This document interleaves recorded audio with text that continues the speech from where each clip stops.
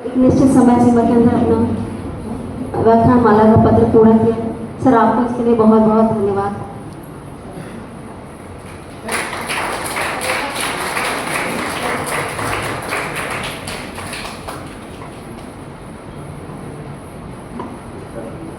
अमिता दत्त जी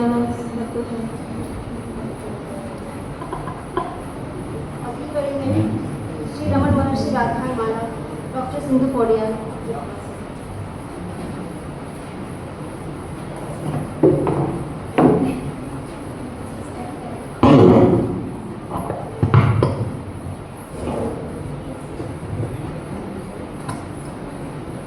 सभी को नमस्कार। Respected Chair, Professor Sharma, and all the respected dignitaries on the dais and off the dais, all the research scholars and the students of this university. जो कि मैंने मेरा ये जो व्याख्यान है वो इंग्लिश में लिखा है और जो कि किताबें जो मैंने कोट की हैं इसमें वो भी इंग्लिश में लिखी गई है। तो कुछ जो कोट्स जो हैं वो मैं इंग्लिश में पढ़ूंगी और साथ में रमन महर्षि के ऊपर जो कि ये व्याख्यान माला है तो उनकी जो फिलॉसफी है उसके कुछ बिकॉज रमन महर्षि की फिलॉसफी मल्टी डायमेंशनल है। ये सिर्फ अद्वैत के जो क्लासिकल अद्वैत है उसको ही लेके कन्फाइंड नहीं है।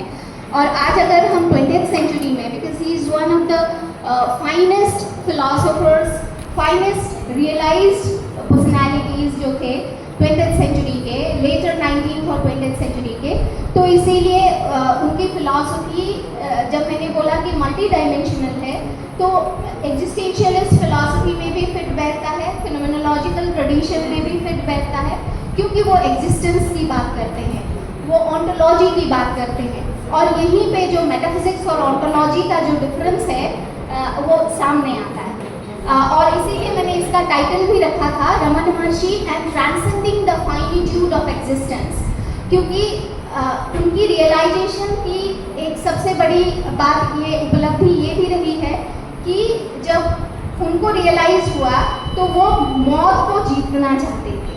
तो वहाँ से उनकी जो एक एनलाइटन जर्नी एक शुरू हुई, उसी को इंटरप्रिटेशन में लाके मैंने ये एक प्रयास किया है कि रमन महर्षि की फिलॉसफी को अगर मैं समराइज करना चाहूँ बहुत सिंपल टर्म में, बहुत मंडेन वे में, तो कौन कौन से ऐसे आयाम हैं जहाँ पे मैं कर सकती हूँ। और इसको देखते हुए मैंने माइंड, उनकी आइडिया ऑफ द सेल्फ, उनकी आइडिया ऑफ द लिबरेशन, जहाँ पे वो साइलेंस की सिग्निफिकेंस को बहुत एम्फसाइज करते हैं, इन तीन पहलुओं को लेके मैंने ये राइट अप तैयार किया है। तो मैं जस्ट रीड आउट करूँगी, कुछ पैसेजेस हैं जो कि बहुत जो मुझे लगता है कि बहुत ही इम्पोर्टेंट है। सो इंस्टीड ऑफ एक कहावत है कि जो अच्छी चीज़ है वो बोली जाती है, तो बहुत कम शब्दों में भी बहुत अच्छी चीज़ें बोली जाती है, लेकिन मैंने शायद अभी तक वो आर्ट, वो स्किल अभी तक एक्वायर नहीं किया है, तो इसीलिए मैं थोड़ा रीड आउट भी करूँगी। So to write this write-up, I have taken recourse to some of the disciples who have written extensively and tremendously on Ramana Maharshi, and also Ramana Maharshi's own discourse, जिसको Who Am I, जो कि एक बहुत छोटी सी किताब है जो English translation around 60 page की है और उसमें जो उन्होंने इंटरप्रिटेशन दिया है, it is about the self and the realisation. और साथ में मैंने ऑथर ऑसबॉर्न जो उनके बहुत करीबी एक डिसाइपल रहे हैं, उनकी Raman Maharshi and the path of self knowledge जो कि 2006 में पब्लिश हुई थी, उसके वर्जन को लिया है। और collective works of Shri Raman महर्षि उसको भी लिया है। The teachings of Shri Raman Maharshi by David Goodman, उनकी इन तीन किताबों को लेके मैंने ये तैयार किया है। ये शोध पत्र आप कह सकते हैं, भले ही ये एक एंडोमेंट लेक्चर रहा है।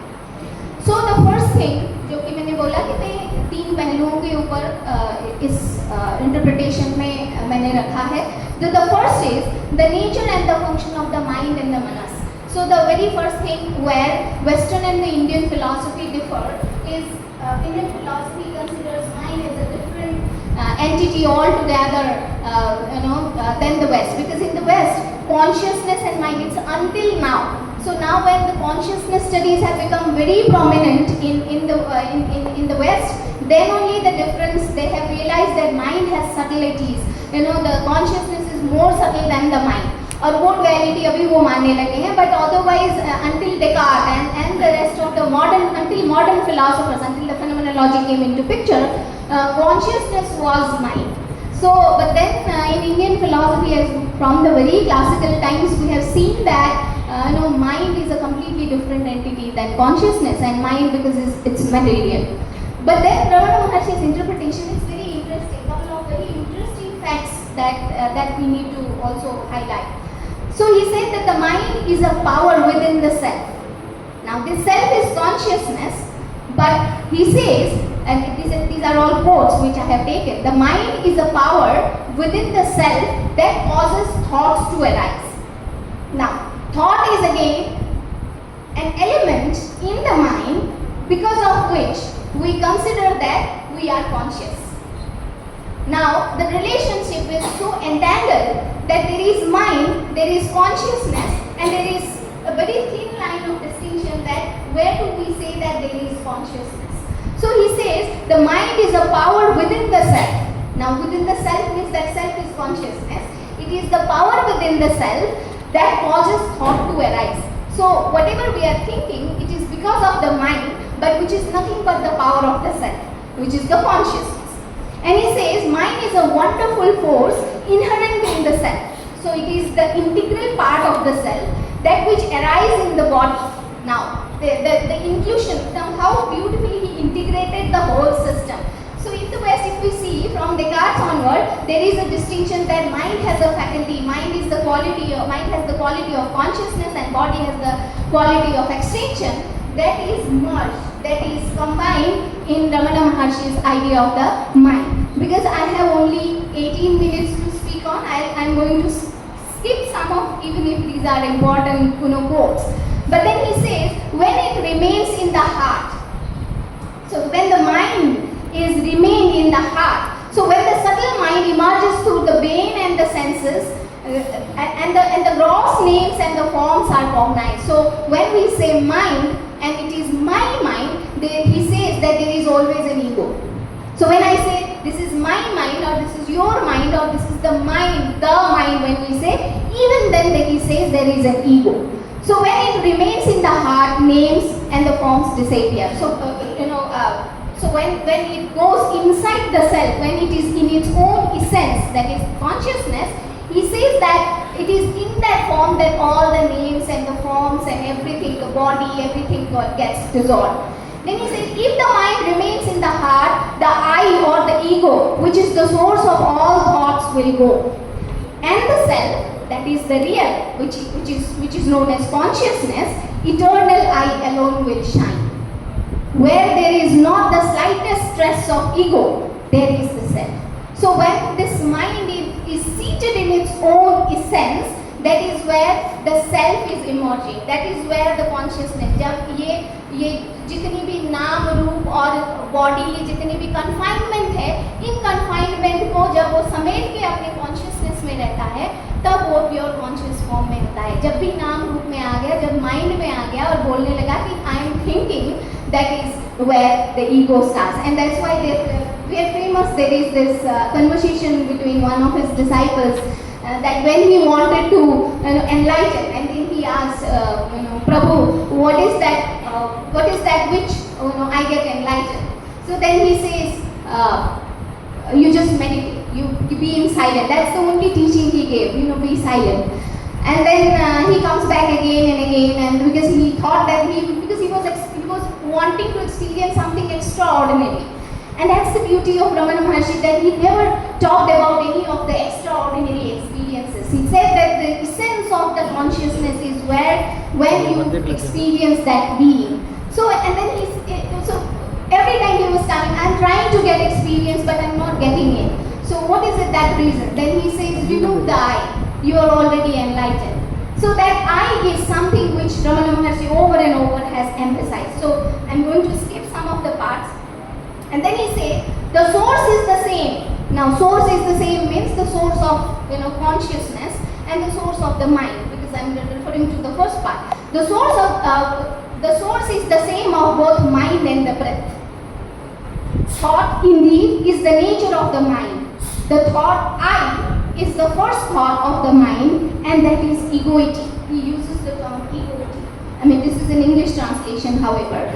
So it is from that, whereas egoity originates, that breath also originates. So the source is, which we call in Advaita as Brahman or the consciousness. This consciousness is the only essence from where everything is emerging. Perhaps it's the expansion of that, the consciousness in the gross and gross form, where the mind and then the breath and then the subtlety and then the ego and then the body, everything gets immersed. That's how the interpretation of the Advaita philosophy goes. So, but in deep sleep, he further says, therefore, when the mind becomes quiescent, the breath is controlled. जब mind quite होता है तब breath automatically control होने लगता है, और जब breath control होता है तो जितनी भी कन्फाइनमेंट्स हैं वो धीरे धीरे then it gets diverted. And therefore, when the mind becomes quiescent, the breath is controlled, and when the breath is controlled, the mind becomes quiescent. But in deep sleep, जिसको तूर्य बोला गया है, although the mind becomes quiescent, the breath does not stop. This is because of the will of God. Now, the inclusion of the idea, now later he, I have also interpreted it, later he considers, now this God is not the God which we understand, commonly understand God as in. So this God, rather he says that this God is the self, which perhaps we can name it as God, but it is the self. Later he says that. And this is because of the will of God, so that the body may be preserved, and the other people may not be under under the impression that it is death. So the death is something. So this is why it is finitude, from finitude to the transcendence. So death is something which is confined, and then death releases itself in this understanding. So ये जो death है, ये जो मौत है, मौत को हमने, क्योंकि हमने बॉडी में खुद को कन्फाइन कर लिया है, इसीलिए हमारे लिए मौत क्या है? It is the end. So वो बोलते हैं, but it is not the end.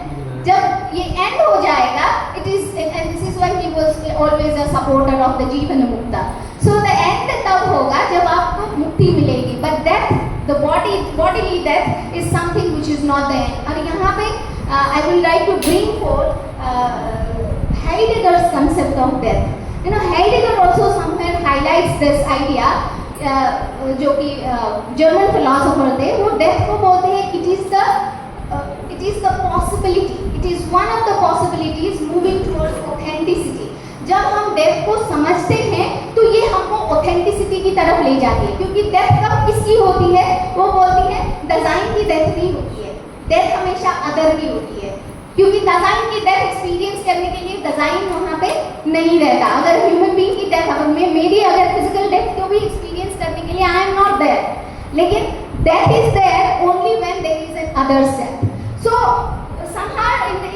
somewhere in that same line, he also says that it is because of the will of God that the body may be preserved, and the other people may not be under the impression that it is dead. So other को लगता है कि it is dead, but he says that it is not the death, it is just a transformation from one physicality, one confinement, finitude, to the other transcendental aspect of it. So I'm just going to skip some of it. So and then he gives reference to breath also. He says that breath is the gross form of mind. So the grossest form of mind, this is the only where we say that when I'm breathing, along with the breathing, there are physical elements which are also being activated, emotions are being activated also through breath. So I'm going to skip this whole part. Now I'm going to talk about a very interesting fact. He said that the mind should not be allowed to wander towards worldly objects. Why then? If it is completely physical, if it is completely सारा अगर ये body का ही वो है, तो क्यों इसको transcendence की जरूरत है? Then he said, mind should not be allowed to wander towards worldly objects, and that what concerns other people. जो वर्ल्डली ऑब्जेक्ट्स है उसकी तरफ ही अगर माइंड चला गया, ये जो सटल एग्जिस्टेंस है, ये जो सकेलिटी की तरफ जाने की वो बात कर रहे हैं, it is not going to be possible. And this is why he said that, however, it's a very mundane line he says, however bad other people may be, one should not be hatred for them. Both desire and hatred should be eschewed, and that one gives to other, one gives to oneself. So यहाँ पे वो फिर जब वो mind के expansion की बात करते हैं बॉडीली फॉर्म में, then he also talks about charity, then he also talks about ethicality. So that part I'm going to escape because that's not the context of our discussion. So the second aspect, ये तो हो गया bodily aspect of the consciousness, that is the mind. Now the nature of the self and the consciousness. So that's very interesting where he talks of 7 different dimensions, and maybe if the time permits, then only I go to the third section. Otherwise, I'll stop in this second section. So what he says, Ramana stated, the real self. Now what is that really real self? Or the I is the non-personal, all-inclusive awareness. It's simply the awareness that there is. So Advaita, like that. Okay.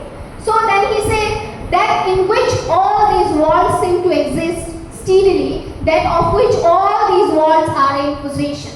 So from which all these worlds rise, and that for which all these exist.